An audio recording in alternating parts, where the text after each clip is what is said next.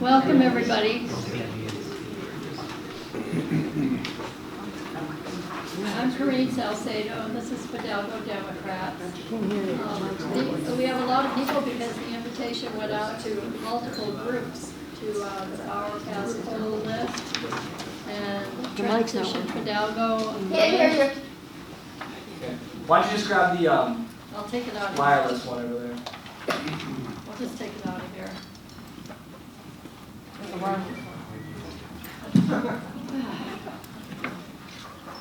Went out to the Power Pass Coal list and the Transition Fidalgo list and the Evergreen Islands list. So that's why we have a lot of people that way. And Zane Butler is going to videotape the meeting. And then when I send out the newsletter tomorrow, which I send electronically the day after the meeting, then I'll send a link to this meeting. And you can share it or you can do whatever with it. And Fidalgo Democrats is an independent club. We are not affiliated with Skagit Democrats or Washington State Democrats, though we're friendly with them. But we don't charge dues or any of that. We just pass the hat. And so Doreen Sadler is going to pass the hat later on at some point. I'll be introducing the speakers in a few minutes. But first I want to introduce, I'm going to have Wim Hoopermans is going to say a few words. First, just a second. Carol Sullivan has spearheaded a new effort to have a ban on single-use plastic bags in Anacortes. And a group addressed the city council last night about that. So Wim is going to tell about that meeting, about the whole effort. The whole effort. Not just the meeting. Well, actually, there were a lot of people that spoke about it. I think there was more than an hour of public comment. And then there was the bike park, so it really was a very long meeting. You can all watch this meeting online. You probably find it on the city's website, and you go to city council meetings, and there's an archive of past meetings where this one will show up.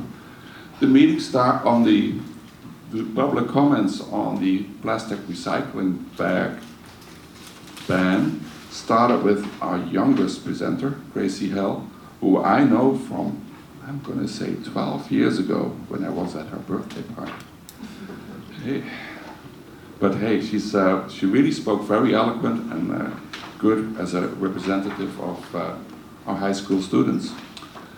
We had Wayne Newsby speak, again, eloquent. We had John Stratman of Grievous, Julia Frisbee, a mom who spoke again with her kids in mind about the future that we leave them and how plastic bag bans would help at least a little bit.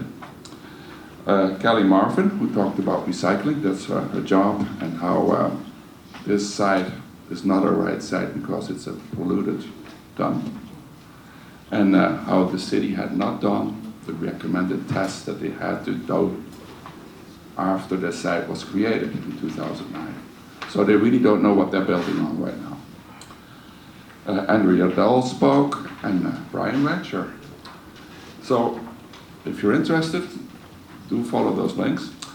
It was a bit disappointing that at the end of all this, Ryan Walters, our city council member, said that there's no need for city council to take action or a vote on this, that it all falls within the allowable use of the area, and that basically our parks director can go ahead as long as he doesn't spend much money. So we'll see how he deals with the toxic landfill. That's it. Okay. Thank you.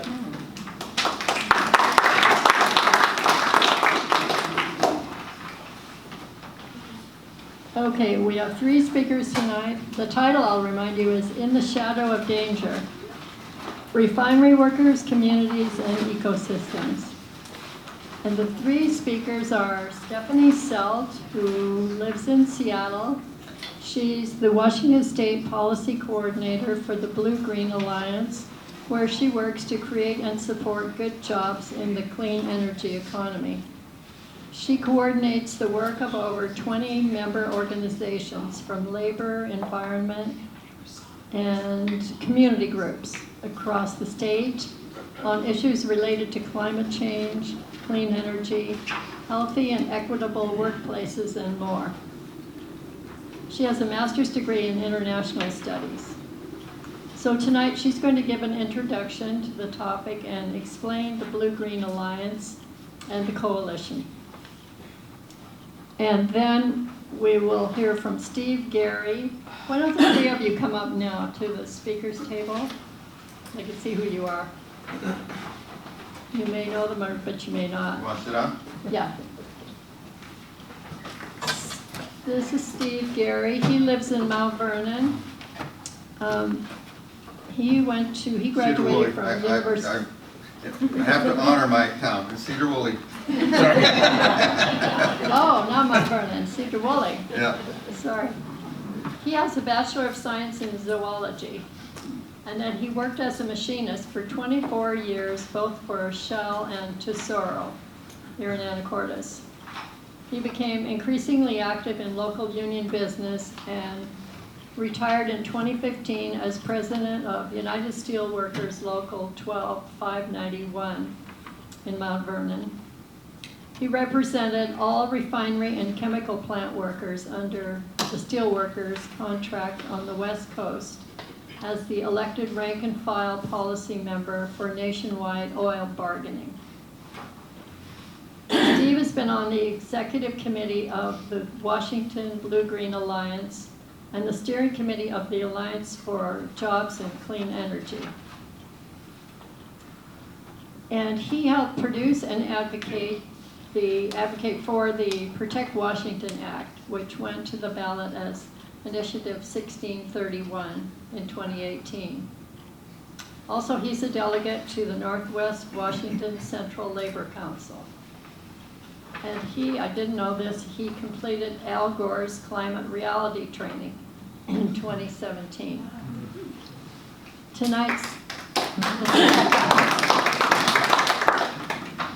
Al Gore would be disappointed. I'm not wearing my little green circle I'm supposed to wear. Don't tell him.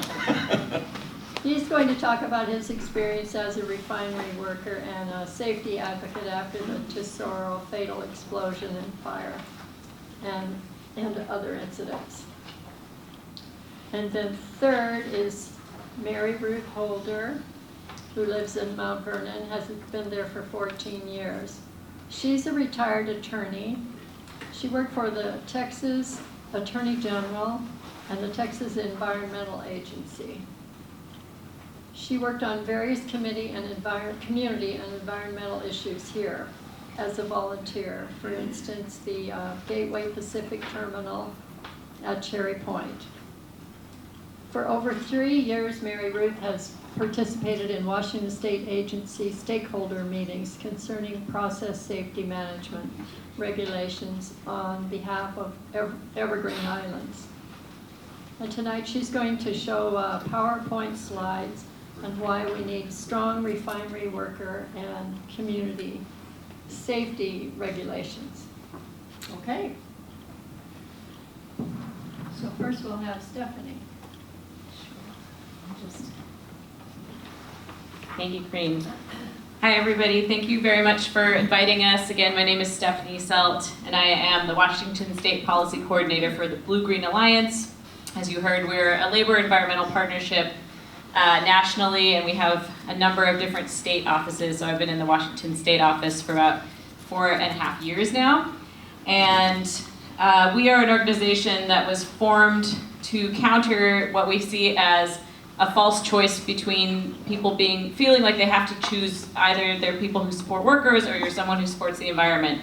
And our organization exists to say that we not only can be in favor of both, but in fact we must. And so we work to find areas of common ground between labor and environmental organizations and push for policy solutions that are going to help us tackle climate change and create a more fair economy. And one of the areas of work that we've been really involved in the last year or two has been related to this work that is technically called process safety management, which sounds a little technical and off-putting, but it's actually at its root a really, really basic and easy to grasp concept, which is that we need to make sure that everybody who works in refineries or who lives anywhere around them are safe, and that all of the workers are coming home safe at the end of the day, and that is what this evening is about. We've done a number of different presentations like this in the last few months, a couple in Burlington and Mount Vernon a few months ago, and we're happy to continue talking about it as long as necessary while we work with the Department of Labor and Industries to make some changes here that are going to help protect this community, among others. So I just wanted to briefly say that I'm going to pass around a sign-in sheet. And because we're a different organization than the hosts, I didn't want to presume to use the emails that you signed in there. But if you could sign in, if you feel that you would like to hear more about this topic after tonight, there are lots of action opportunities I'm going to talk to you all about at the end. In our last meetings, I've sent people one email since May, so it's not like we're going to send you too many. But it will be a good way for us to let you know when there's an opportunity to be more involved. So thank you so much, and I'm going to pass over to Steve. There's a mic right there. You can just hit unmute. Right in front of you, Steve. Yeah, I see it. I still want to stand up. Okay. Thanks. I've been sitting down too much today. Thank you all for being here. Thank you very much for being here. One of the things you'll learn about tonight, in addition to this issue, how we protect people and communities from highly hazardous chemicals, particularly when they're under extreme pressure and at high temperatures and tremendous volumes. One of the other things you'll learn is that this is personal with me. This is something, this issue of industrial and community safety is something I've been living with all my life. Long before I ever began working in the refinery industry. I grew up in small logging towns in western Washington. My father was a logger. Logging was the first work I ever did. After that, and after the university, I worked in construction, I worked in shipbuilding, I worked in heavy manufacturing, and then refining.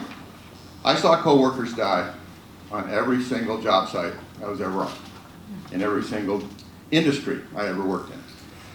And in almost every case, they were preventable. And of course, there were a number of people hurt as well. And so I and others like me have known for quite a long time that we needed to do more. And it's been extremely frustrating, but we're close now. Just a little bit of history. The federal government acted in the late 60s and finally enacted in the early 70s the Occupational Safety and Health Act that began to put some kind of parameters around some aspects of industrial safety and workplace safety. But those initial regulations did not specifically address the most important and dangerous hazards associated with highly hazardous chemicals. And virtually everything those refiners deal with is listed and described as a highly hazardous chemical. And because those kinds of industries and those materials were left out of the original regulation, and because so many people were dying and being injured in this industry, in this country, we finally were able to get the federal government to act about 20 years later in the early 90s, and they added to the OSHA Act, they added what's called the Process Safety Management Regulation. And that refers specifically to how highly hazardous materials are handled, how they're processed, how they're contained, so that workplaces and communities are not exposed to those materials. Even a small leak, a small release, carries with it the potential for tragedy and disaster. And what communities like this don't understand, frankly, is how many of those leaks and releases there are. even though that regulation was enacted about 25 years ago, there's a list of tragedies as long as my arm that have taken place in spite of that. And the reason really is pretty simple. The reason is because the regulations as they currently exist since the early 90s are all written for the most part with the word should. The industry knows exactly what they should be doing, but too often they don't do it. It's not a requirement that they do it. And unfortunately, Tesoro now is, in my opinion, hanging their legal hat on that. They've never taken responsibility for the 7 lives they took most recently here in this community in 2010, arguing that they didn't do the things required to prevent that tragedy because they're not required to. And they've had some success with that legal argument to this point. They still have not taken responsibility. So we've got quite a job to do, and we've been trying to do it in this community for some time. I started working on this issue in 1998. We killed 6 of our members in what's now the Shell plant in 1998. And there's been a number of others killed in years before and since. So the list is long. We have now an opportunity, because we've convinced, finally, the State Department of Labor and Industries to take the issue seriously. We've gone through what's called rulemaking, which is a legal process that allows us to change the law. We've been talking now for years. What's different now is that where what used to be just labor and management in a room with labor and industry sitting in the corner pretending to be neutral, we've changed the dynamic because of people like Stephanie and others and Mary Ruth. We now have allies in the room. It's not just labor and management. It's not just us and them. It's become us and us and us and them. And that's made all the difference in the world. And we forced them to address not just workplace safety, but community health and safety, as they should. And so we're so close now. We have followed on the heels of the state of California, which also acted over the past several years for the same reasons we're pushing for new regulations, because of their own tragedies, their own near misses. They had a legislature that functioned a couple years ago, and they finally rewrote and enacted a powerful process safety management law. We're going to learn a little bit more about it and why it's effective. Washington State's current draft rule is closely aligned with that. I would say in some cases it's actually better than the California rule. And we can talk about some of the reasons for that, but we're close now. Labor and Industries, in order to complete this process, has to complete an economic analysis study. They have to hold some public meetings, some of which will be held in this area, and do a little bit of other work in addition to that, but we're very, very close now. We have every reason to believe that sometime next year we're going to get this law changed and enacted and put on the books. But when those public meetings occur, we need communities like this to be ready. The industry doesn't give up. They're currently suing in the state of California to try to prevent the regulations from being enforced there. Fortunately, we have well-intentioned and honest people in California defending them, and we have a great attorney general here in this state who's also, I believe, determined to do what's necessary. So we have no reason to believe that their court challenge will be sustained. We believe that our new regulations will survive a court challenge. But nonetheless, it's an example of some of the stuff we're up against. The industry doesn't give up, so this community will have to be prepared for these public hearings, and hopefully people can come and say something supportive of these new regulations.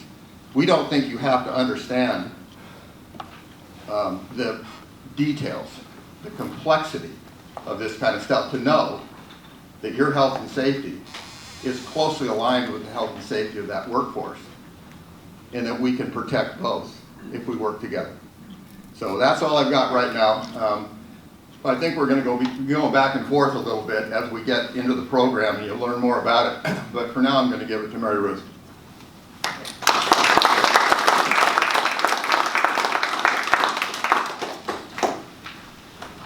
We have to adjust seating because, yeah.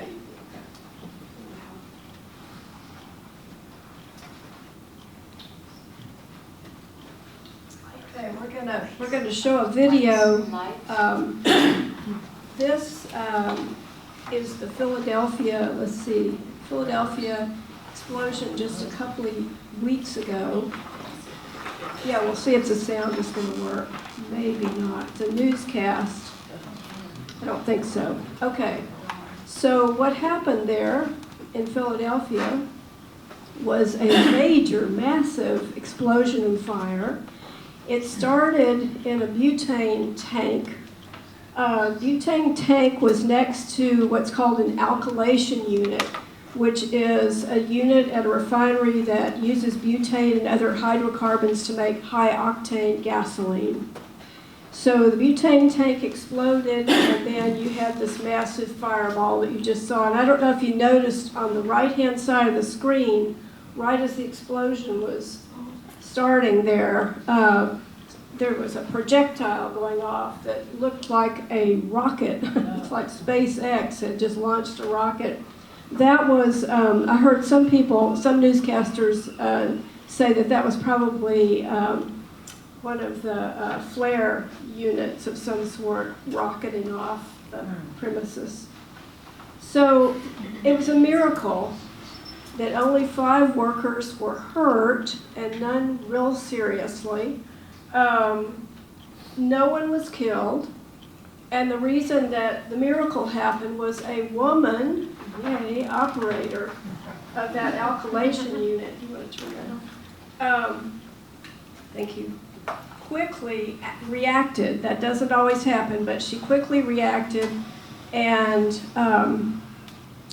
sent a very dangerous chemical, hydrogen fluoride, that was in that alkylation unit. She stopped the flow into the unit and sent it away from the unit. Because if that alkylation unit had exploded and released that hydrogen fluoride, 1.1 million people in Philadelphia were at risk of being affected by that. We're going to talk a little bit more about hydrogen fluoride later. So, okay, we'll start the PowerPoint here. Okay.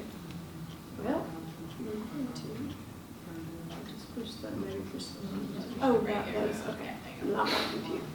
Okay, so first I wanted to show you who this coalition is of people who have been working for the last many years about trying to get stronger refinery safety regulations in Washington State. I think it's an extraordinary coalition of groups. And I put up there, we are championing these regulations because we really are champions. I can tell you for myself, sitting in the room with oil industry people who were, I think I put it before, surprised to see community members interested in the regulations. Surprised was sort of a euphemism. They were unhappy about it. They made it it was a pretty uneasy situation for me to personally be in because it'd be very intimidating. We are champions for having done this, and we want you to be champions too. We know you can join us. We want you to join us. So what is process safety management? Here is the long, boring definition of it. Basically, I think the word effective is real important in that first line. We need effective regulations.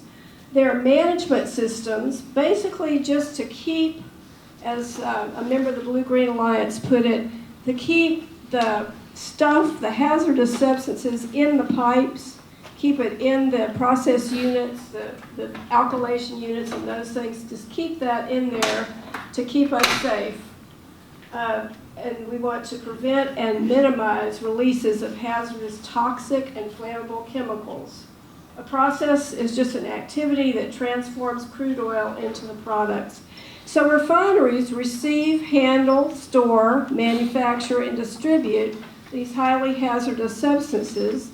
They are toxic, flammable, reactive, and/or explosive. And that's what refineries do. Our region up here has 4 of Washington State's 5 refineries. Here in Skagit, of course, at March Point, we have Shell and Marathon. In Whatcom County, they have BP and Phillips 66. So let's see, the state agency, oh, I did it again, Stephanie. The state agency that is responsible for the rules and the rulemaking is the State Department of Labor and Industry. So they draft, implement, and enforce these state regulations. As Steve mentioned, these stakeholder groups that have been going on for over 3 years, they produced 2 drafts eventually of rules, and this is the second draft I'm holding up. You can see it's a fairly thick document, fairly technical. The second draft is good. As Steve said, some of the things in it are actually stronger than California's regulations, and for the most part, these are good.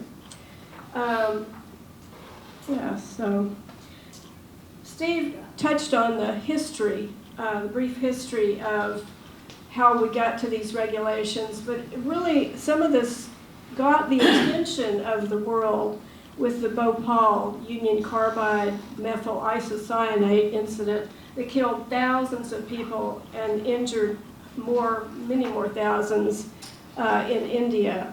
And with that, the whole world woke up. And here in the U.S., people started paying attention to chemical facilities like refineries, to chemical facility explosions and fires.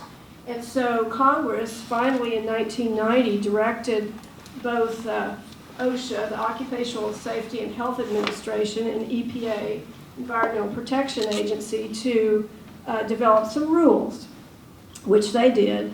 And OSHA was for worker safety, and EPA developed some risk management program rules for community safety and to protect the natural environment. But those rules are complementary and they share elements in them.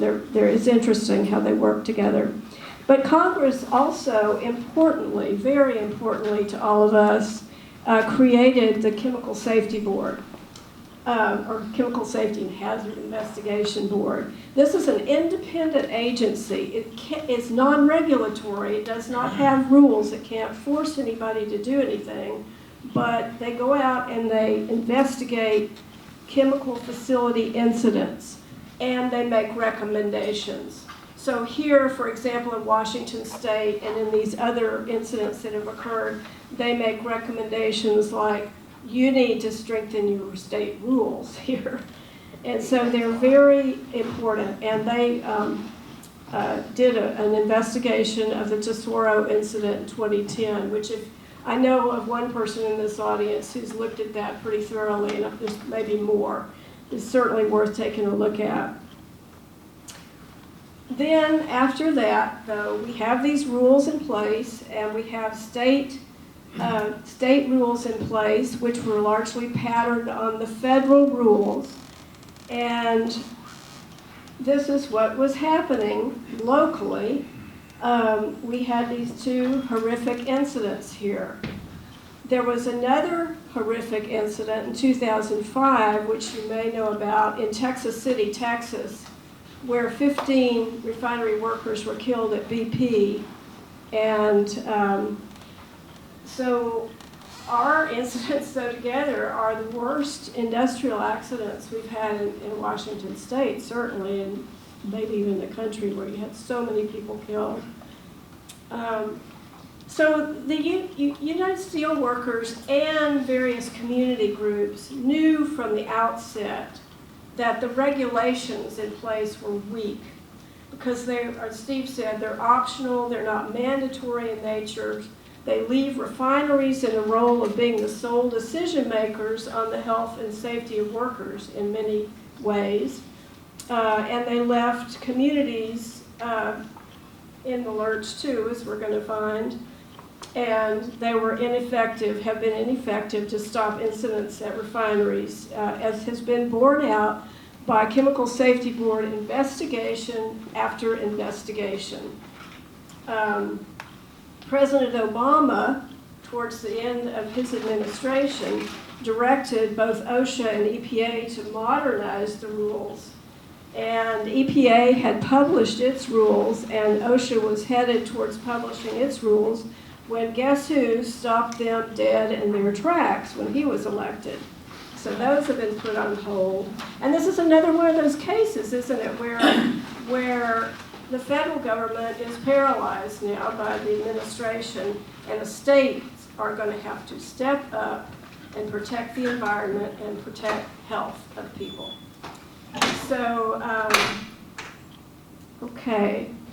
There were also these incidents that Steve mentioned in California, and California did step up in 2017 with some new rules. And let's take a look at a couple of incidents there, because there you're starting to find out what's happening to communities. Chevron Richmond was what this photograph is a picture of. August 2012, there was a cracked and leaking pipe. This leaking pipe had been leaking for so long that engineers that worked for Chevron had, over some 10-year period, had told Chevron management, this is going to be a problem. This is getting worse. It's an old pipe, corroding, there's leaking. Chevron chose to ignore the warnings. And so what happened in August 2012 was a large flammable vapor cloud escaped and exploded right as there were 19 employees, well, they were actually firefighters trying to put out what was happening, beginning to happen with this leaking pipe. They narrowly escaped being killed. They were within 45 seconds of this vapor cloud exploding and igniting. So then 15,000 area residents got hit with black smoke and particulate matter, and 15,000 of them sought medical attention for respiratory problems after inhaling the smoke. 20 people were hospitalized for some period of time. And that was, as was true in Tesoro, as has been true in Texas City, as is true here at Chevron, found by the Chemical Safety Board, that accident was found to have been obviously preventable. The management chose not to do anything about what it knew was a hazard. Then in February 2015, there was an explosion at ExxonMobil in Torrance, California, and that explosion launched a 40-ton piece of equipment that landed about 5 feet from 2 tanks that contained that deadly hydrogen fluoride. For the neighbors, chemical ash rained down on them in the vicinity of the refinery. Neighbors lived in the vicinity of the refinery, rained down on them for hours. So then California passed strong PSM regulations, and the industry is suing California now. Even though they've been working with these regulations for 2 years, they're now suing.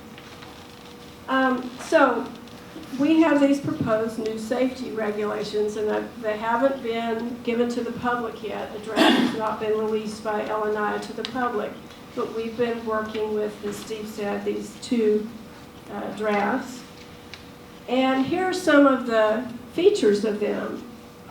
Modern engineering and management practices are being required that are things like best practices of refineries.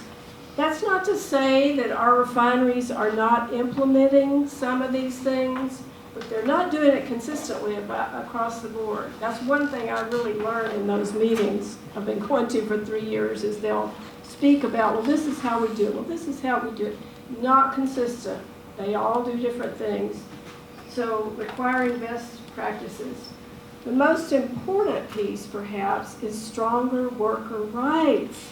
So these rules, as they were the last draft we saw, authorizes refinery employees to issue a stop work order for any task that they believe could reasonably result in serious physical harm or death. So Chevron, stop work order probably 10 years before that incident. Here at Tesoro, possibly a stop work order, probably, I would say. Documentation of all safety decisions made by the management. Procedures to learn from near misses. Philadelphia was a type of near miss.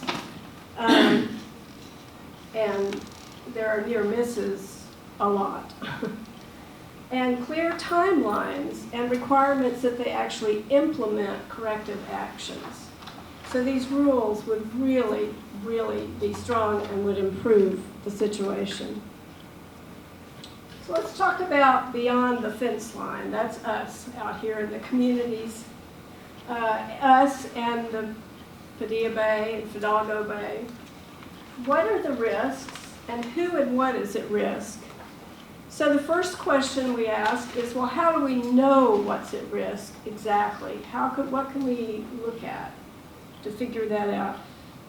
Well, we can look at, let me go back a minute, we can look at actual incidents like the ones at Chevron and ExxonMobil in California, the one at Husky Refinery in Superior, Wisconsin recently, which blew up and caught fire, and pretty much 2/3 of the town had to be evacuated for 24 hours because of that. We can look at that and we can say, well, here's the area that was evacuated. Here's, how many people were affected. But we can also look at risk management plans. Remember I said EPA had some regulations, and these are risk management plans, and refineries are required to file these. I've done it, click something. Required to file these risk management plans and renew them once every 5 years. And they have to report off-site consequences that they figure could happen from the release of these chemicals. They use a model. Usually the one that EPA provides them. They have certain input into the model that EP requires. And they model worst-case scenarios for toxic and flammable chemicals above threshold levels. They determine an area that would be affected. And they put a pin, we're going to see this, like a pin or a mark, on the unit that would have the biggest release, and they use the model and they draw a line to an end point. That means a place where the impact of that flammable or toxic incident would stop, would not seriously injure people beyond that line. And then they draw a big circle around that area. And then they report the population that could be affected, and they also have to disclose public and environmental receptors. So that means like how many residences, how many schools, etc. For the public receptors, environmental receptors would be Padilla Bay, Fidalgo Bay, Aquatic Reserve, for example. So let's take a look at some stuff here. Okay, the radius of the small circle there is 1.5 miles from the center pin. I put in the center pin. This is Google Earth. This is toxic worst case scenario in Shell's risk management plan, its own risk management plan. So the chemical substance, or the chemical there, is anhydrous ammonia. And as a liquid, anhydrous ammonia is released from its container into the air, and then it can expand rapidly, forming a large cloud that acts like a heavier than air gas for some period of time. Inhaling this stuff, inhaling the gas, can cause breathing problems, wheezing, chest pain. If you get eye exposure, it can result in irritation and burning of the eyes, whereas severe exposure can lead to inflammation of the eyes membranes and all that. Skin exposure, it can burn your skin, blister your skin, tissue death, penetrating burns. So that is their worst case scenario for anhydrous ammonia. This map also has a larger circle that is 5 miles from the center pin. And by the way, I did where the center pin is, so I don't know where these units are on their property. I may just sort of put it in the middle of their property. It could be a little north, a little south, you know. So 5 miles from the center was an actual release of toxic pollutants that happened in February of 2015. One thing I want to say about these circles and what's in them, they are not predictors of what would happen. They are they're areas where things could happen based on the worst case scenario analysis, and the second one is an actual release that I'm going to show you in a minute too. So if any release occurs, it's not going to occur necessarily. It is probably not going to occur within the whole circle. It's going to occur when some pie-shaped wedge of that circle. So the circles really are an area of vulnerability. And where they would actually go, where the release would travel, would depend on atmospheric conditions, wind speed, how much is released, that sort of thing. So this actual release was from an east flare unit that was improperly being shut down. And so there was a release of toxic air pollutants, hydrogen sulfide, dimethyl sulfide, mercaptans, and benzene. This stuff traveled through the Swinomish Reservation and the town of LaConner. And about 500 people reported symptoms including eye irritation, throat, lungs, headaches, nausea. Some people were hospitalized or sought care at a hospital. Not sure they were hospitalized, but they sought care there. And to illustrate what I meant about the pie shape, let's look at the next slide. This is from the Northwest Clean Air Agency. And that shaded area there, that was the area affected. And it was some 5 miles, maybe a little more, into LaConner. So does anybody remember that? Does anybody? Yeah, several people. So it was nasty, nasty stuff. So those are the people involved. And let me, for Shell and the anhydrous ammonia, back up for just a minute and tell you the number of people, the number of miles that stuff can go is 1.5, the anhydrous ammonia. The number of the residential population is 440 people could be affected by it. Public receptors were residences, public recreational receptors, commercial, industrial.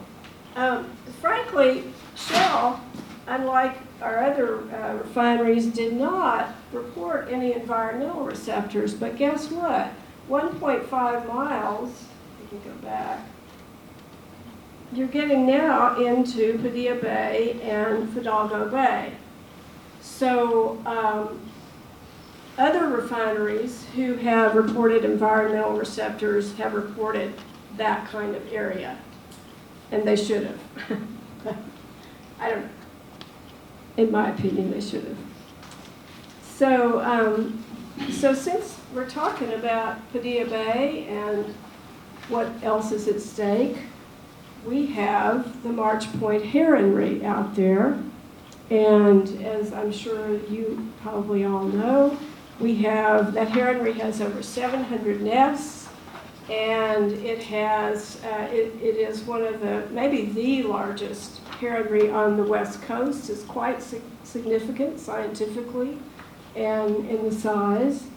And guess what? The herons don't really like being disturbed, particularly during nesting season. So there they are, and in harm's way potentially. Also, of course, Padilla Bay, we have the eelgrass beds. Also, highly significant eelgrass beds, the largest eelgrass beds on the West Coast outside of I'm going to pronounce this wrong, probably, Isenbeck area of Alaska. So let's see, let's go to Whatcom County. Phillips 66 is the only refinery, thank goodness, in our region that still uses hydrogen fluoride in its alkylation unit. So this was the very deadly stuff that was released or could have been released in Philadelphia. I'm going to read just a little bit. There was a Daniel Horowitz, who was an organic chemist and a former managing director of the U.S. Chemical Safety Board, wrote an opinion piece about the Philadelphia refinery incident and about hydrogen fluoride. Among refinery workers and safety experts, he said, hydrogen fluoride-based alkylation commands the highest level of fear of any process used to make gasoline, and with good reason. Hydrogen fluoride, also known as hydrofluoric acid, is a highly corrosive agent that requires specialized equipment and constant vigilance to prevent a release. Human exposure to just 170 parts per million in the air for 10 minutes can result in death or serious injury. Hydrogen fluoride binds to the calcium in human cells, causing severe disfiguring chemical burns and compromising the heart, lungs, and bones. Inhalation is rapidly fatal because of massive internal hemorrhaging and cardiac arrest.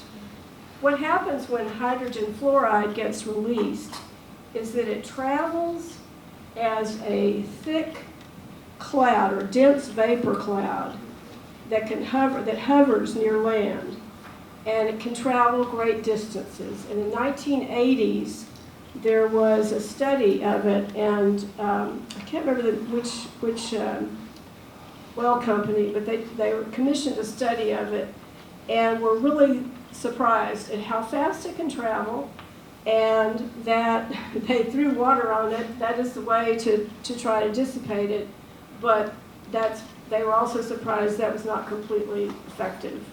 So it's pretty scary stuff. If you look at this slide, just to the bottom, the south of the Phillips 66 refinery, that's the Lummi Reservation. And just to the left there of that is Lummi Island. And of course, Bellingham is sitting off to the east there of those. You've, of course, got Birch Bay. You've got, let's see, over here to the right, your left, you have Orcas Island. So we're thinking, well, nothing's really happened up there. Why are we worried? And guess what? In 2017, let me get this, there was a release at Phillips 66 of a very small amount, 64 pounds of hydrofluoric acid, along with 7,300 pounds of flammable hydrocarbons, which that's bad because those can blow up. In this case, luckily, Phillips was able to stop the release and contain the hydrogen fluoride.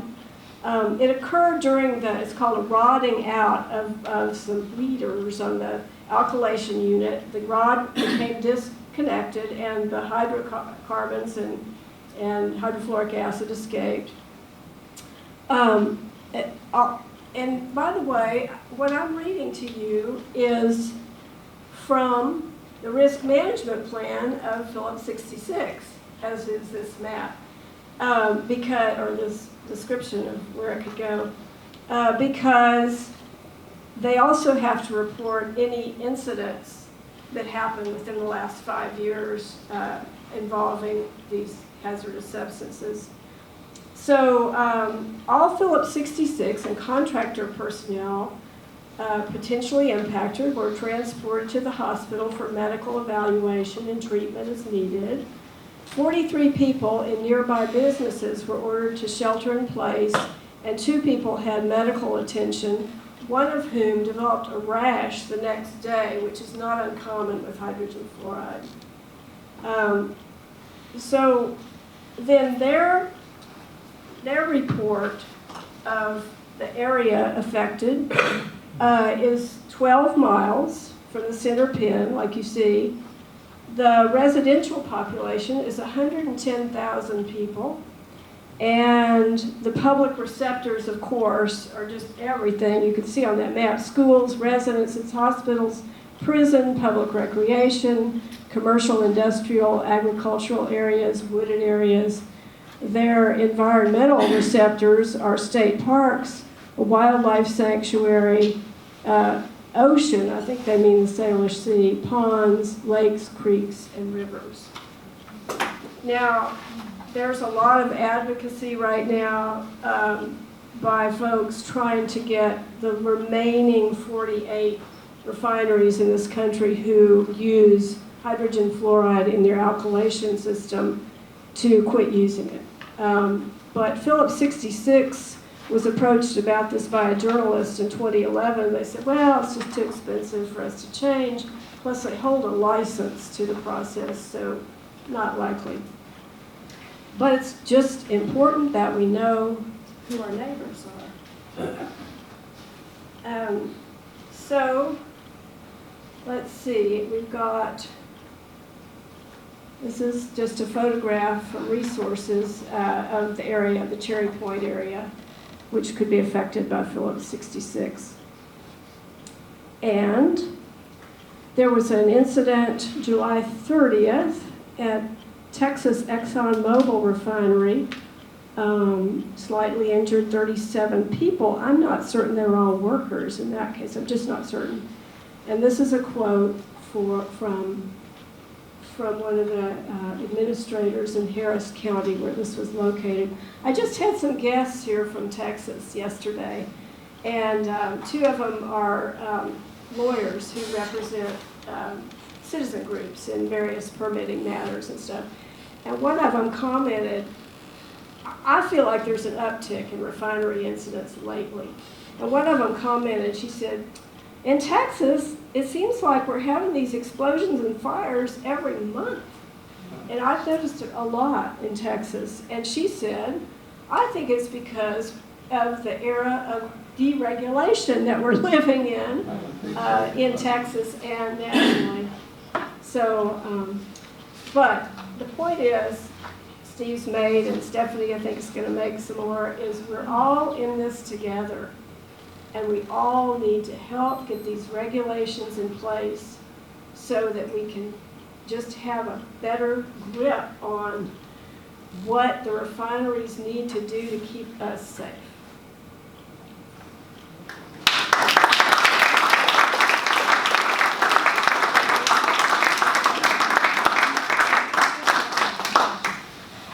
I'm just going to do a couple of slides about kind of next steps, and then these guys are going to stay up here and we're going to take questions and have a discussion after this. I just want to say thank you to Mary Ruth for all of that work.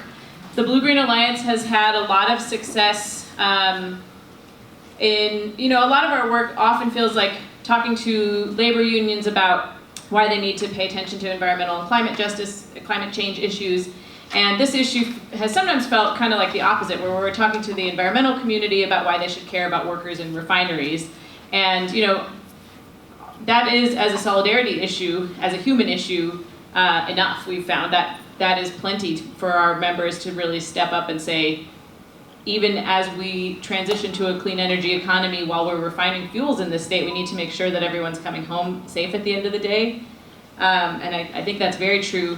And in addition, there are all of these tremendous risks to the surrounding communities, and Mary Ruth has done a ton of personal research to get to make that analysis for us and make those maps. She has to go to a EPA reading room. They don't let you take photocopies of anything. She had to go and take notes and make all of those records and produce all those maps for us so that we can understand who and what is at risk, which I just think is tremendously important. So thank you for that.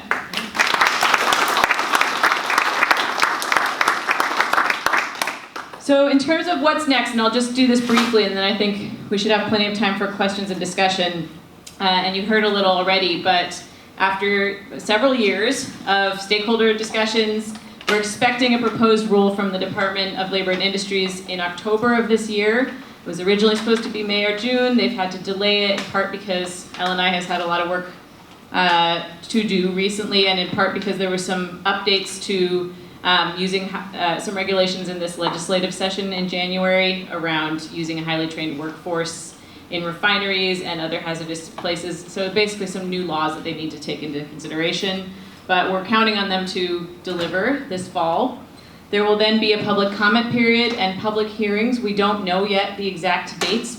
That's why we want everyone to sign in, so that as soon as we know, we can let you know, because that is going to be tremendously important for them to hear from people about what they see in that draft rule. They'll review all of the comments, and then they will put out their final rule, we think probably the end of the first quarter of 2020. And part of the reason that we're coming out here to talk to you all is that we expect there to be a fight here. We expect there to be continued opposition from the oil industry. There has been the whole time. I pulled one quote from a letter from the Western States Petroleum Association on the second draft of this rule, talking about how it was onerous and unproductive compliance obligations. It's a very long letter. They said a lot of other stuff, but I think that is pretty illustrative of the things that we've heard them say before. There's too much paperwork. We do these things already. Things are getting better. We don't need this. So there's going to be pushback. They have recently sued. There's a federal lawsuit against the very board in California that updated their regulations. So they're going to kind of get out all the guns. And there's going to need to be public support for L&I if they do put out a strong draft rule, and a strong pushback if they don't, because they will have to listen to all of us. In the big picture, you've heard from Steve and Mary Ruth and everyone that there are real lives at stake in this situation. It's not just technical. It's also something where we're starting this process looking at refineries, but these regulations could be expanded to other hazardous industries. Typically, when we talk about those hazardous industries, we're thinking about other kinds of chemical industries, but in fact, this is really something that's quite a bit bigger than even sort of your traditional, what you might think about as sort of industrial work in fossil fuel-based resources. I've got a picture of a Tesla plant in Fremont up here. You may be aware that they have a pretty terrible worker safety record. They have more violations and fines on the books than the other top 10 automobile manufacturers. So when we're talking about moving to a clean energy economy, this is relevant, right? This is stuff that we need to learn from so that we are making all of our industries places that are safe for the people who are working there and the communities around them.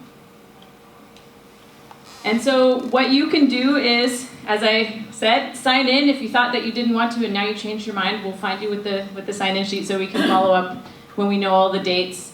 We'll be really interested to have anybody who wants to talk to us about any information that we can help give you to share with your friends, your colleagues, any organizations you're a part of, to let them know about this, because when the public comment period comes up, if people have never heard of this before, they're probably less likely to take part.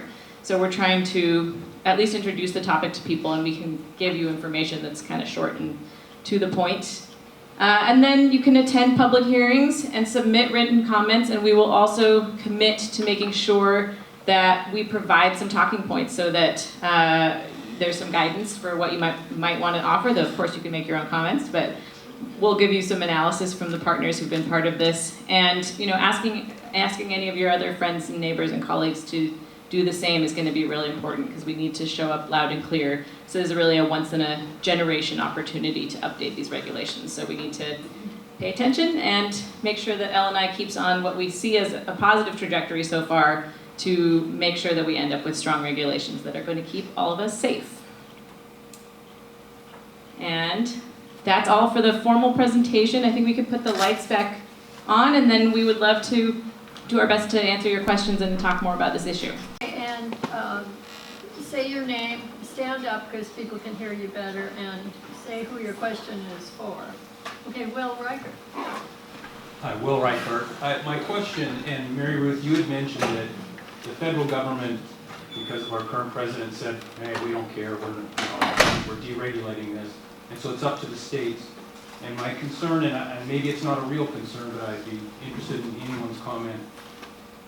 As long as I've been alive, the refineries have been such great partners and community members, but what you're saying is really scary stuff too, and so you're kind of torn. And my question is, if the law goes through, they change the regulations, is it a real concern that the refineries might go, because the states can do whatever they want, will they go to another state and say, these guys will let us be here, so we're leaving this community and we're going to go be in Idaho or something? Is that a real concern that they might leave?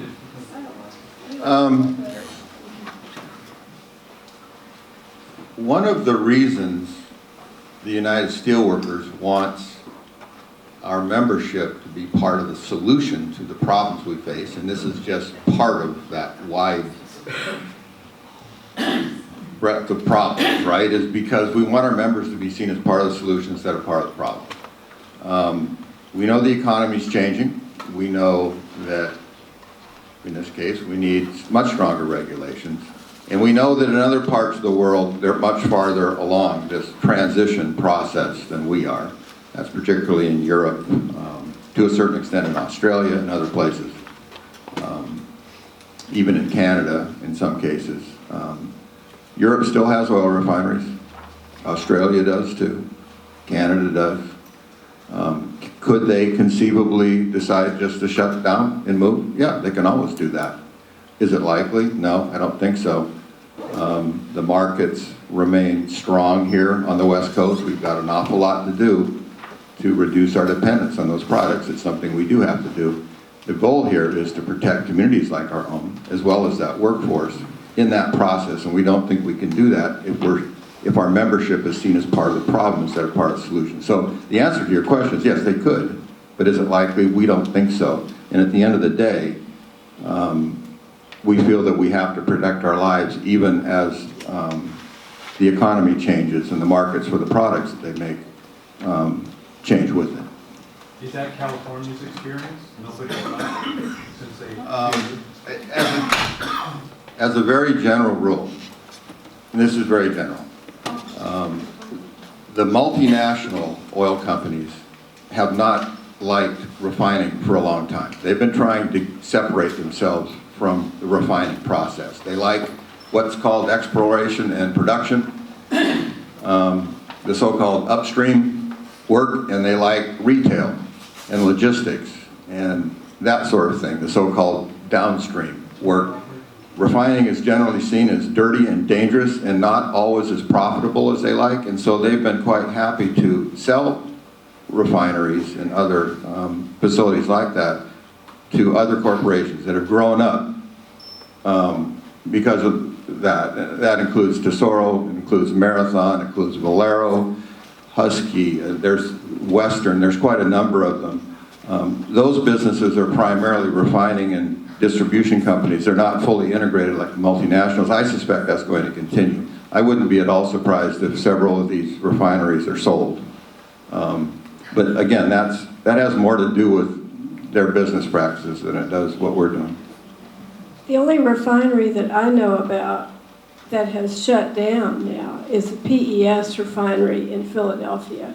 And I feel like they rewarded their 1,000 workers who saved the day, the woman who stopped the hydrogen fluoride and the other workers who helped put out the fire and did everything they could. They rewarded them with telling them, we're shutting down, goodbye.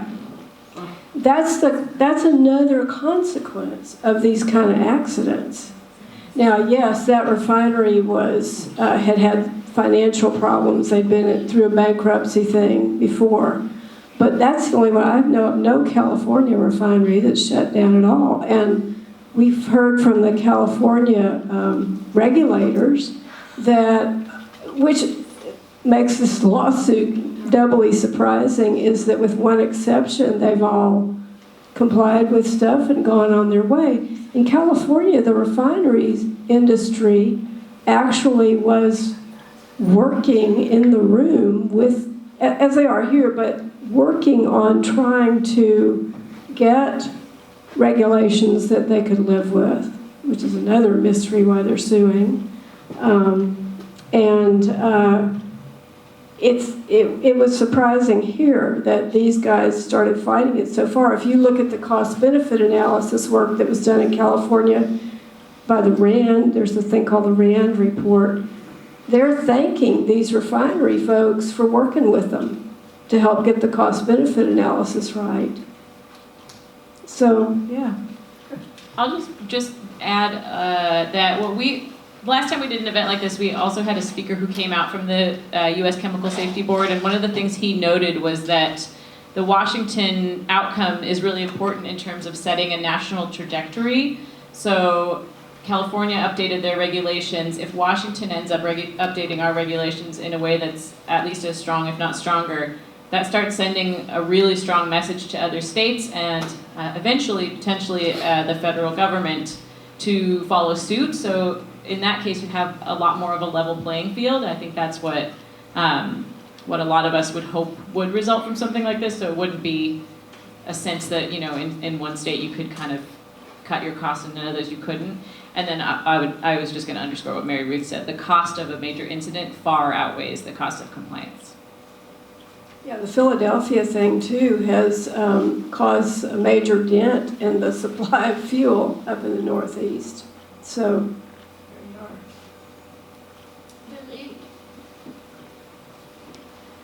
there you are. My name is Billy Police, I'm Anna Cordes. I totally appreciate the speakers. Thank you very much for this very informative presentation. Please forgive me, I don't mean to be derogatory, but the mental model you presented here is these refineries that are full of yahoos, they have no clue what they are doing, and they are totally, outlawed, and they're, out of regulations that they're not reporting to anybody. Well, that could not be further than the truth. As you know, the PSN, as you presented, it was established in early 1990s. And the industry spent billions and billions of dollars on training specialists, coming up with procedures, making sure that every single thing is inspected in the refinery, and accordingly following all the rules that the EPA and OSHA put together. So, with all the respect to what you're saying, these refineries are not just, willy-nilly. Every single thing that they're doing is being monitored, being controlled. I spent 35 years in the refinery. I was on the management team in that way. So, with respect to Steve, we're on the opposite side of the table. But nevertheless, unfortunately, errors occur. Material that you think it's going to last for 10 years because of the chemical combination of the crude that you're using, unbeknown to you, ends up corroding an elbow or corroding a junction in the pipe that causes releases that ends up in an explosion. And as you probably know, a lot of these, not a lot, every single critical pipe has an inspection schedule. You can walk into the refinery, and the refinery maybe won't do. Well, I shouldn't say refinery, but essentially these refineries, most of these refineries that you cited here, whether Shell, BP, Phillips, and you can ask the inspection department to present to you the thickness of a pipe at a given point. So, what I think I would like to leave the crowd with is, unlike to what we try to project the refineries, they are operating under very, very strict rules. And they are really extremely safety conscious. Now, what I would like to ask you is, why are you supporting this 12-hour shift rule? Maybe the folks don't know every single operator who works in the refinery, because of the union agreements, they have to work 12-hour shifts. Can you imagine yourself working for 12 hours and trying to regulate this very critical data that operate the refinery? You know, I can hardly stand for 4 hours. And I can tell you the number of operators that I walked into and saw them dozing off, or saw them on the phone, or I mean, we are all human. And when you approach the union,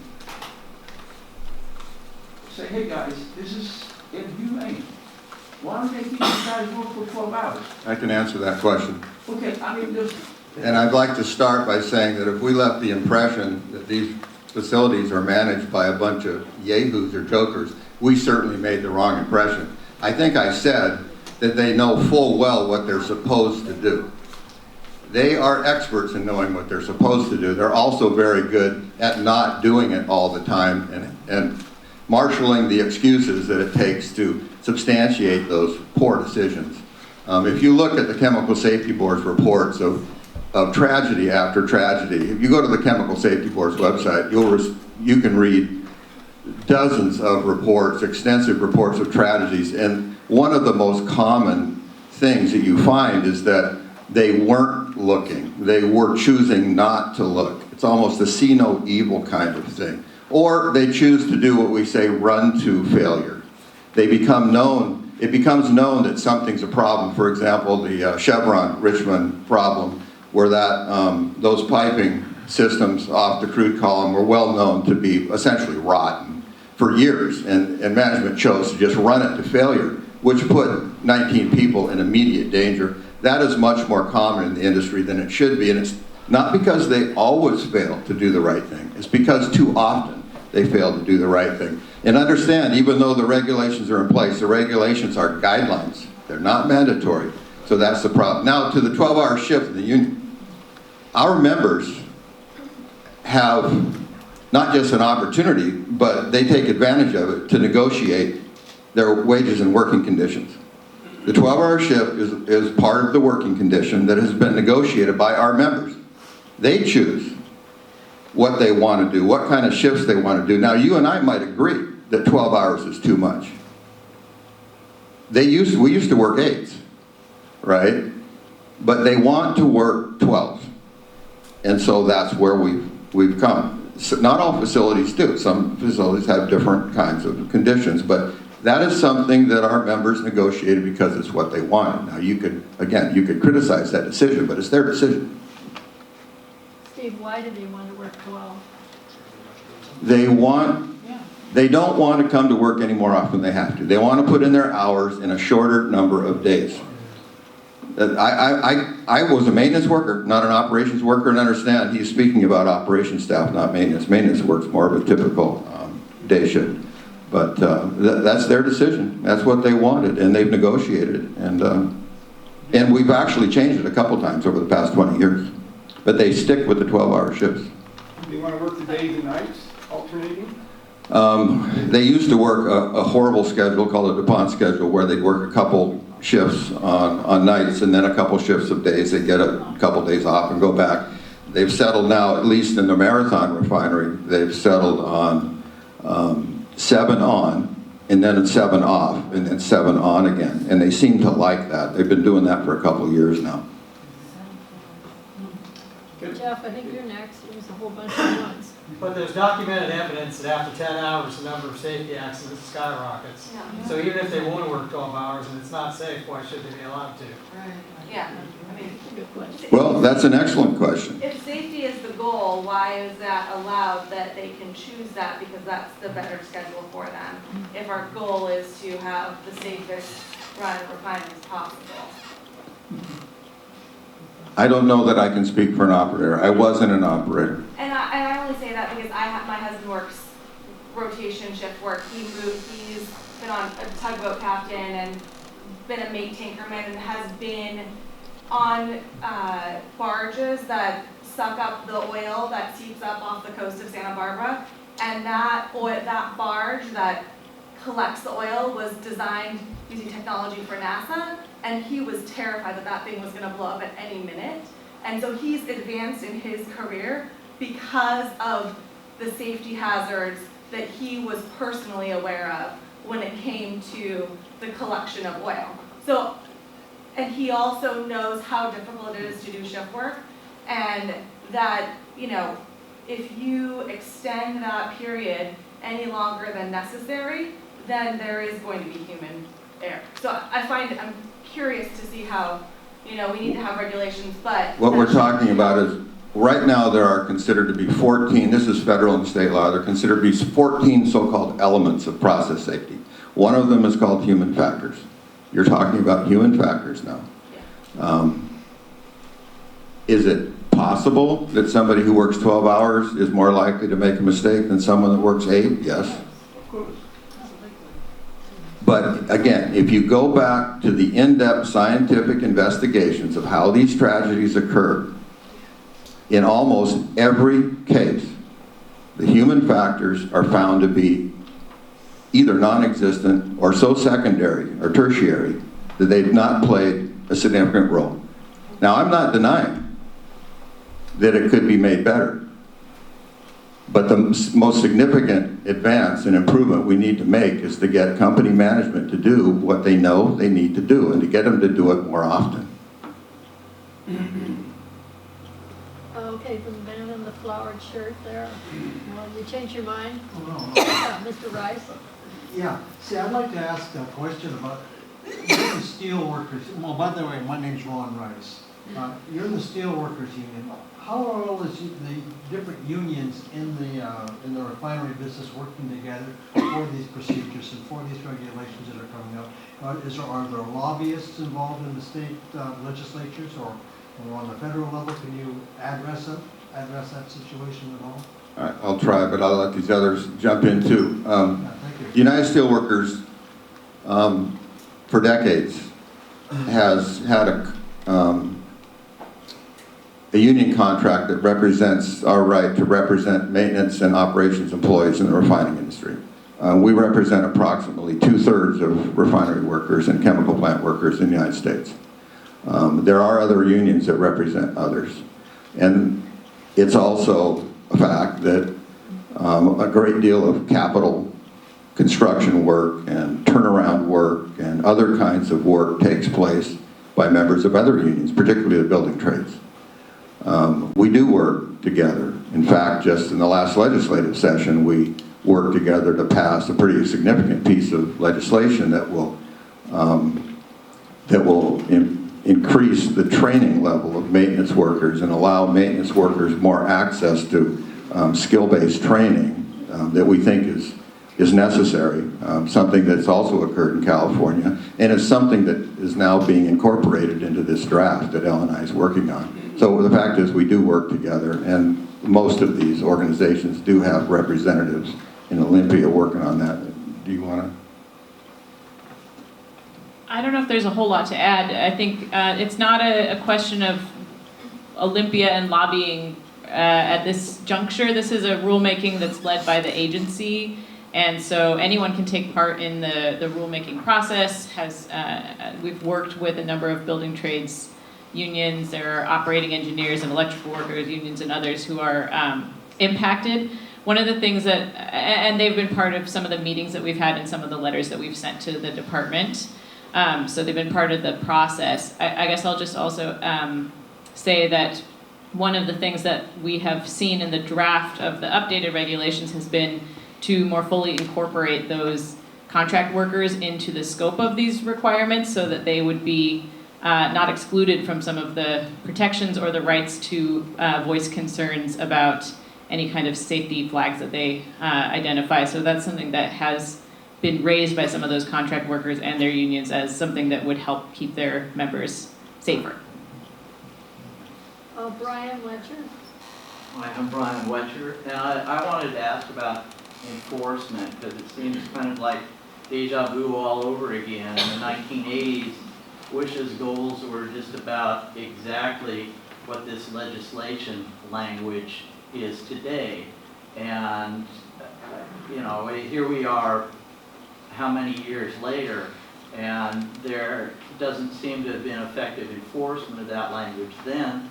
How is this legislation going to empower enforcement, particularly in a day and age when we're pumping oil and we're refining oil because of the market as fast as we can. And we have more and more refinery accidents because refineries are operating at a high capacity with aging refineries, which it is not currently profitable to upgrade. How are we going to be able to empower WSHA or whatever agency is going to go in there and stop the accident before it happens? Refineries vary greatly. Shell is a model of safety. Other refineries nearby, and in particular like in Bellingham, from my own personal experience, are not nearly as conscientious in following the prescribed procedures, even though they know them. And sometimes they found on-site those procedures humorous. So we have a lot of difference between how refineries act, both locally and nationally. How is this going to enforce those regulations that should be on the books for 40 years now? And how is it going to stop that refinery accident before it happens? I'll take a try, and then I bet these two women will have something to say as well. There's no such thing in the world as a guarantee, other than that we have to try. I would say we have reason to believe that the language we're working with will be more effective, at least if for no other reason, because the industry is trying to sue us for it. They wouldn't even bother if they didn't think it could be effective or to force their hand. What we think the advantages are, first, we're introducing several new elements. I spoke about elements of process safety. Those are just kinds of work that have to be done to gather information so that you have all the information that you need to make wise decisions. Things like damage mechanism review, things like that, things that are not currently done. So we've added a couple new elements. Probably one of the most important elements, and this was mentioned by Mary Ruth, is there's an employee collaboration element. A requirement that hourly workers or their representatives have a right to participate fully in every bit of the work that has to be done that leads to process safety management decisions. And most importantly, company management does not get to pick those individuals themselves. The workers get to pick those individuals themselves. That's crucial. There are record-keeping requirements and documentation requirements that will force these companies, again, not just to document the work that's done, but to keep the records so the paper trail is there. No more of this making decisions in secret behind a closed door, and then 10 years later when the process fails, there's no record of how that decision got made. We need to end that. There's a number of important provisions in this draft that will create an incentive for them to do what they already know they need to do. Yeah, I guess I would add to your question about the agency, though, and enforcement. One of the things the Chemical Safety Board recommended was more funding for the regulator, for the folks that did the inspections. And that's an important piece. And so the next step, we might ask you guys to help us write to your legislators and to the governor about ensuring that once these regulations are in place, that there is adequate funding.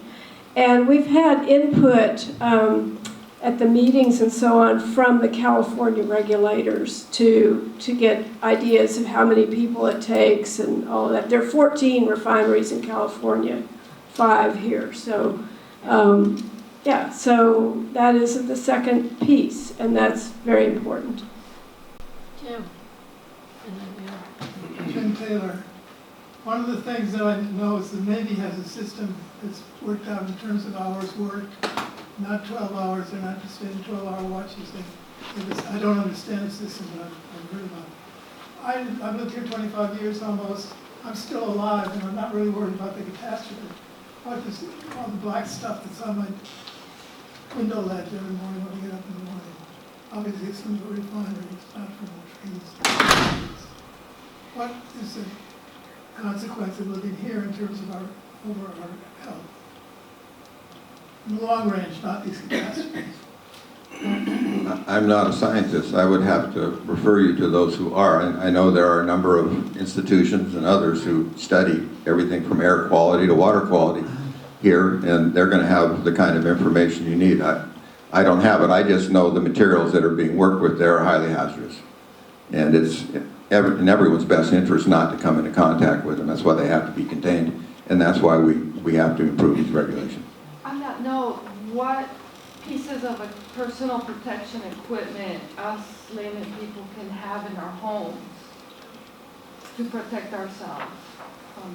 Well, the industrial safety stores sell things that are called respirators, particularly what are called half-mask respirators, and they sell cartridges that filter the air you breathe through those respirators. Cartridges that are capable of removing organic vapors would probably be a good idea. Some cartridges are called multi-purpose. They'll reduce particulate matter as well as organic vapors. Might even be a better idea.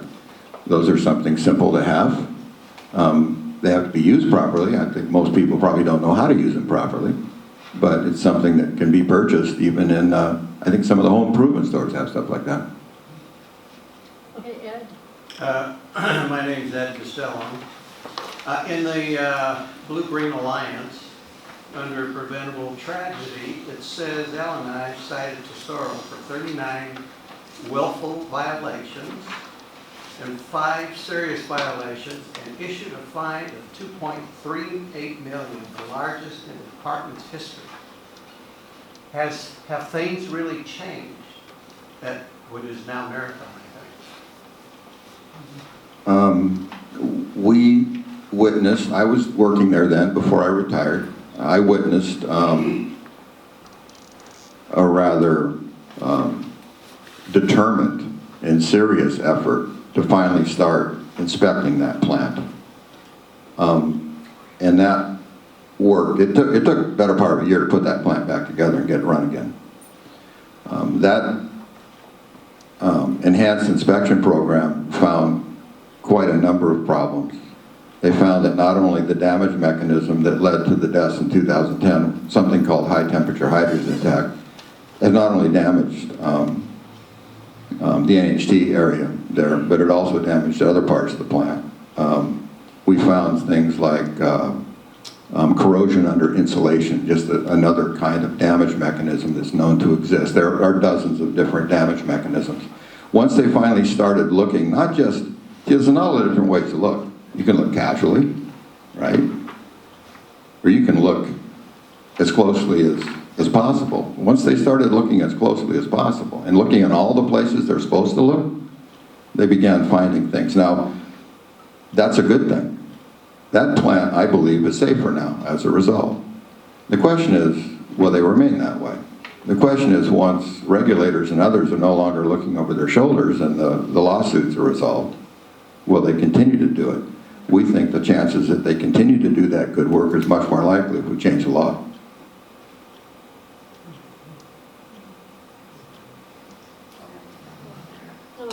Mike? Yeah, I have one comment too. Yeah, I was going back to your circles thing. I think the state's kind of in some ways missing the point of that whole circle thing and or looking at the wrong thing. When anhydrous is on the refinery shell, or HF up at ConocoPhillips, they have containment, they have deluge systems. But if you really think about it, all of that material got there by a truck running right up I-5 through Seattle. And there ain't no deluge systems on all that. So draw that circle around downtown Seattle, downtown Portland. HF, I don't know if it comes in, it's a spec by truck, but it may come in by rail up there. Every refinery does it differently. But that is way bigger numbers than you'll ever see up here. And I wouldn't worry about, I live in town, I grew up, I worked at refineries. So I'm not going to go out and get hazmat things for my house. It's a trivial thing. The LeConner thing was mostly mercaptan, which is a real odorous, for no doubt about it. You can smell that stuff. It's the most odorous stuff. Again, that circle's not the really big, the much bigger picture is all of that stuff coming up I-5 and follow those BNSF tracks up and down the West Coast and go through every major town in there. Yes. They have some nasty stuff there. Yeah, I'm glad you raised that. I would really love to know how the HF is coming to Phillips 66. And then just another point that I'm not sure, I think I might have barely touched on this. It is possible to not use hydrogen fluoride in the alkylation unit at Phillips 66. There are alternatives. Same with the anhydrous ammonia, I think. So I guess another thing to me, what's important about tonight is that people just, like you're saying, they're just very aware of this stuff and know what risks are out there. There was another good point made there too. These regulations we're talking about, again, both at the federal and state level, apply to how hazardous materials are handled within the confines of a production facility. Those hazardous materials are also shipped all around the country all the time. And they're shipped by different means where these rules do not apply, but probably should, frankly. They should probably apply, for example, to pipelines and stuff like that. 20 years ago, we lost 2 children and a young man in Bellingham when the Olympic pipeline ruptured there. If you look at that investigation report, you'll see basically the same kinds of system of failures that occurred. Again, it could have been prevented. There is the potential that if we're successful in creating these better rules and getting them extended to the refining industry, they'll eventually be extended in other places where they're needed. Offshore production is another example. But within 30 days, I think, of Tesoro's tragedy in 2010, BP blew up their Macondo well, right? Killed 11 people and poisoned the Gulf of Mexico for generations. That's all preventable stuff, and generally for the same reasons. We just need to apply these regulations as best we can wherever we need them. I'll just briefly add, I think the process that we're talking about right now, that LNI is involved with this rulemaking around, is pretty limited in scope. It is only looking at refineries, and it's only looking at major incidents. So it doesn't in any way address, local air pollution, particulates, anything like that. It's a whole separate conversation, and safety on the roadways and in transportation is all other topics that also deserve a good discussion. But we do know that this is where most of the hazards in Washington State take place, is in our refineries. And if we can get this right, as Steve was just saying, it can provide lessons that could be applied a lot more widely. And again, kind of going back to this idea of the fact that there is safety consciousness that is very often in place in refineries. The question is just really, why not make this the law? Why not make it required? And California has already provided a model that's working for the refineries there, and it would be relatively simple for us to do the same thing. Jeff, you had your hand up a while ago. Yeah, going back to Brian's question, it seems apparent that part of the reason the rules weren't being followed before was because there was not enough teeth to them to have a consequence if they broke them. So do you feel like the new rules have enough enforcement mechanism? There'll be accountability if they're broken? I think one of the most effective things that we can do is create the ability to turn a light on in a dark room. One of the things that refiners, and I think this surprises people, one of the things that refiners care about absolutely as much as their bottom line, their profits, is their public image. I think people are surprised to learn that. Now, the corporations are not all the same. It's a mistake to think they are. Their facilities are not the same, their management's not the same, their decision-making process is not the same. But one thing the industry values, seemingly across the board, in addition to profits, is their public image. When they make decisions that turn out to be horrible decisions, when they make, as Ed pointed out, 39 conscious decisions that willfully violate the law, which is what the State Department of Labor and Industry found Tesoro did. When they make those kind of decisions, the last thing they want is for someone to turn on a light in that record department and show it on paper. They don't want that kind of transparency. We think that one of the strongest parts about this new regulation is we will have that ability finally to say, okay, this was the decision-making process. These are the folks involved. This is why they came to that decision. And we'll be able to determine whether or not it was done properly with all the right kinds of information. We think that's important. We think that is incentive. But if Tesoro, if the rules were stronger back then when Tesoro broke them, well, this lawsuit would be easier to win, I would think. And so are the rules going to facilitate that in the future? I think you're suggesting that they don't care that this disaster occurred. They certainly care that this disaster occurred. If they could do anything to go back and prevent this, they'd do that. But what they really don't want to do is have the public become aware of how the disaster happened in the first place. They regret that it happened. It was a tremendous economic loss for them and a public image loss for them. Tesoro doesn't even, they changed their name. They're Marathon now. Yeah, twice. You'll find that occurs too. When they wear out their welcome with the name, they want to change the name. That's why it's not the Olympic Pipeline anymore. It's different, right? But anyway, they regret what happened, and if they could go back and change it, they would, but their profit and their profit motive comes into it. They want to get the work done as, you know, as inexpensively as they can, and sometimes they make really bad decisions, and we just have to create an incentive for them to make a better decision. Right. I'm not saying they don't regret it, but when they make the decision, if the cost of not following rules is higher because of the risk of a lawsuit or accountability later, they'll make a different decision, which goes back to Brian's question.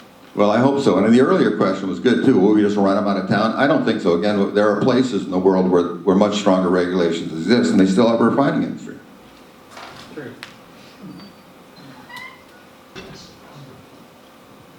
How many of those same exchangers, like the one that blew up, are still running out there? That whole unit has been rebuilt. Exactly. It's actually, the capacity of the unit has been expanded. I understood that a lot of the same exchange, the same type and age as exchangers are still running. No, it's much more modernized now. Better materials, better instrumentation, better control process, everything. It's difficult to get too far into that because you start talking about complexities that most people, it'll just make their eyes close up, right? But no, that unit's completely rebuilt. Yeah, one of the things that these rules do is, like Steve says, they provide incentives or requirements that you're constantly looking at your equipment and upgrading it. So they did that, but as a result of this horrible accident, I mean, you don't want to get to that point. You want them to constantly be looking at the best technology and actually implementing that. I'll just underscore though, I think it's a really good question to ask twice and like to really dig into, and that is some of the conversations we've gotten into in discussions with the Department of Labor and Industries is about how do you ensure that the department has adequate staff and resources to make this stuff work. And you know, in one of our blue-green meetings, someone asked a question that kind of helped clarify where PSM comes in all this work, who said like, well, what if people were wearing better receptors, would we be able to notice when there's something leaking and you know, could save people's life? Is there a technological sort of solution? And Steve's response was, having these better regulations helps you get to a point where there never are those kinds of releases. So it's really about access to information, taking early action. I don't know if that helps clarify it for you, but it did for me, kind of just how much of this is about the way that people respond to risk and information. And that is something that really does need to happen in tandem with updating these regulations, is that there will need to be a discussion that would take place during the legislative process in terms of state budgets to make sure that there's adequate staffing, and there will, you know, the department will be able to advise the state on how much staffing increase they think what they would need to really make this work. Kurt has a question. Stephanie, any idea what kind of budget numbers we're talking about for adequate personnel to enforce? Again, this is something our local union's been working on for at least 20 years. We've been in dialogue with labor and industries here and in other states, of course, and the federal government for a long time. We know that the local department is short-staffed. They're seriously short-staffed. They're particularly short-staffed in the kinds of engineering specialists and the like that allow them to be better inspectors, better regulators. I'm told by their director that they, and this is a couple years ago, that they could use easily 20 or 30 full-time equivalent positions, more than they have now. I was told that they have trouble covering all the construction sites in downtown Seattle. And I think we see what happens when cranes fall down. I mean, this kind of problem, this short staffing or having a shortage of people with qualifications to do this work is something that affects all industries. But we certainly could follow in California's footsteps. They've come up with the funding to create a special process safety management inspection team. Actually, 2 of them, one in Southern California, one in the Bay Area, so they can really take a close look at the refining industry and the petrochemical industry. We should be thinking about doing the same thing in this state.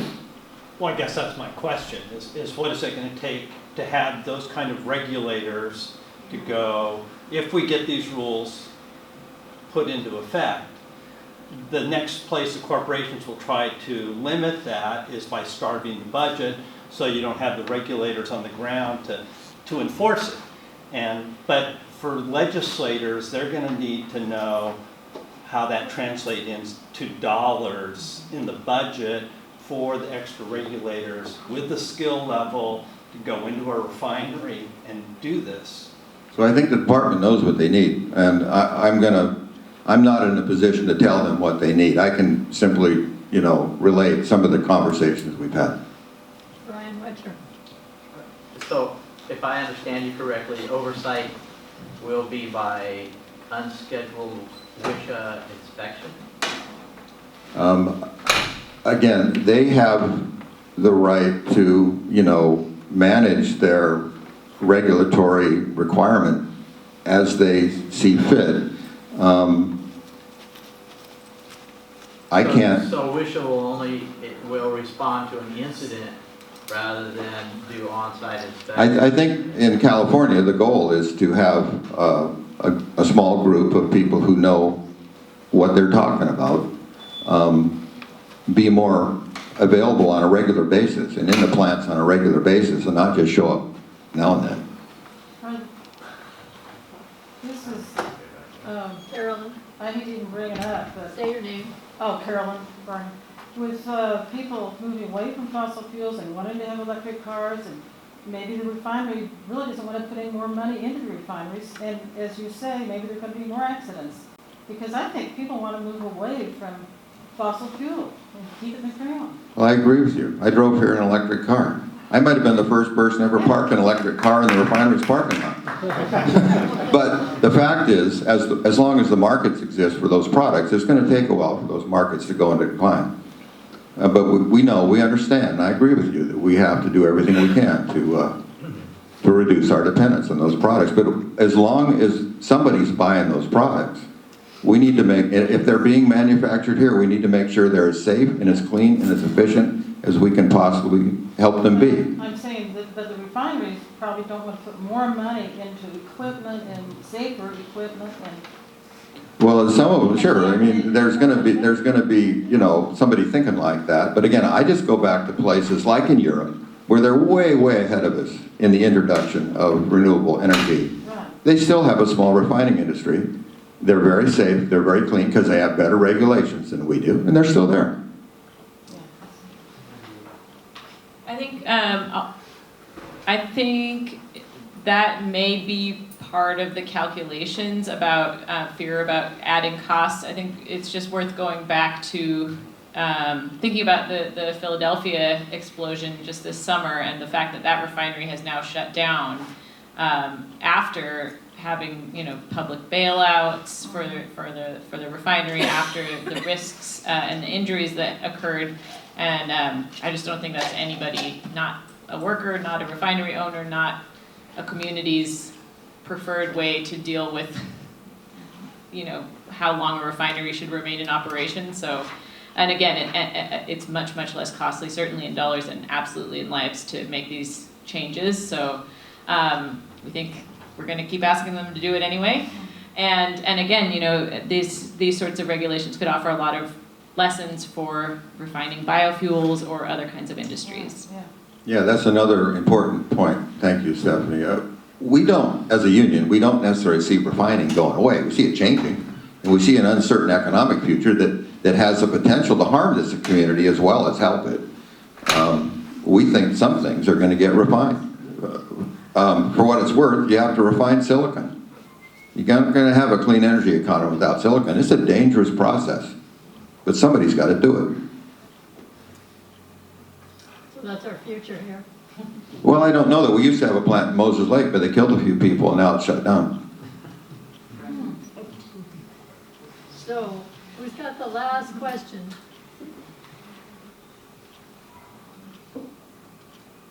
Billy, you're getting ready. I just want to make a comment to Steve. So you're trying to help us burn more coal, right? No, not. I'm trying to help us recognize energy cost and cost benefit, and whether we think climate change is nonsense or not. This is a conversation we have with our members, right? We want to help them understand why that's in their best interest to be part of the solution instead of part of the problem. They don't have to even accept the fact that climate change is real to understand the economy is changing, and there's little they can do about that. If it's in their best interest, again, to be part of the solution instead of part of the problem. I totally agree with you. It just, you know, moving to electric, the use of electric cars is wonderful. But also we have to understand that where this energy is coming from. Anyway, what I meant to comment is, regrettably, most of these incidences, they have taken place, including the solar one, after a maintenance shutdown. The Soro, regrettably, they were maintaining this unit. They shut, to my understanding, they shut down 2 of the heat exchangers for maintenance. There were 2 banks of exchangers. They shut down one. The history there was to shut them down, each bank, approximately every 6 months. They'd shut a bank down. They had to clean them. Right, right. For some reason, they also ended up shutting down the bank next to the one that was being maintained. That's my understanding. No, it was still running. What I understood is they finished working on that bank that was being maintained. They brought it up safely.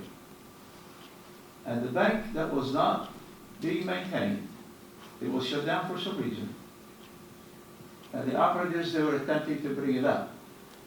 But regrettably, instead of doing the process in 6 to 8 hours, for some reason, they end up trying to bring it up to temperature and pressure in less than 2 hours. This is what I understand.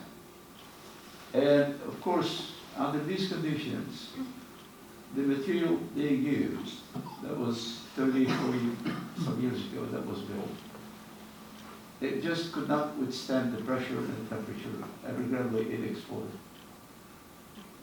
My point with that is, similarly, the Texas incident that really changed the circles, so to speak, also happened after a maintenance turnaround. They were bringing the column up, not excused, but anyway, they had a single level controller on it. And as it happened, the foreman, or the lead operator who was trying to bring it up, he had some family issue. So the guy turns the pump on and tells his operator, he says, look, once the level reaches, the level indicator is going to tell you when it reaches a certain level, shut the pump down, and then we'll be ready to bring the column up. And the guy goes to attend his family. When he came back, he found out he couldn't see the level. But by then it was unfortunately too late. The level went way up high, and the product spilled on the ground, and it just caused a massive explosion. Anyway, that's the comment I wanted to make. Again, we just have to be very careful, in my judgment, after maintenance. So I think you kind of got it. Yeah, Texas City was coming back from a major turnaround, which meant all sorts of equipment had been opened up and then put back together. In this case, at Tesoro, this was more commonly something referred to as routine maintenance. it was known that about every 6 months they had to take a bank or exchangers down and clean them. Right. And I'm not going to go too far into the details about that. If you really want to understand what happened, read the Chemical Safety Board's inspection report. It's not easy to read for a layperson. There's some stuff in there that you may not understand, but all the facts are there. Alex Rambo. If I could, I know we're trying to wrap up, I'll be super quick. I just wanted to respond a little bit. When I look at across a variety of industries, when there's accidents, there's always some combination of human error and systems. And it strikes me that it is frequently the case that companies want to blame an individual. They want to find a scapegoat. That's And not the case. what we I'm need sorry, to do, that's not the case, but that's fine. what we need to do is not try to find the one person who made a mistake. We need to create systems through better rules that prevent one person from being able to make a catastrophic mistake. That should be the goal.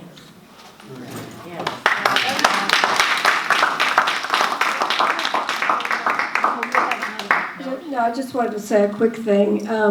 Yes, look at the Chemical Safety Board report on Tesoro. Also, the Chemical Safety Board produced animated videos, which are just excellent, of these accidents. And I think I've watched the Tesoro one and the Texas City one 3 or 4 times, maybe more, each one. So, yeah, thanks. Well, let's thank our speakers. Thank you.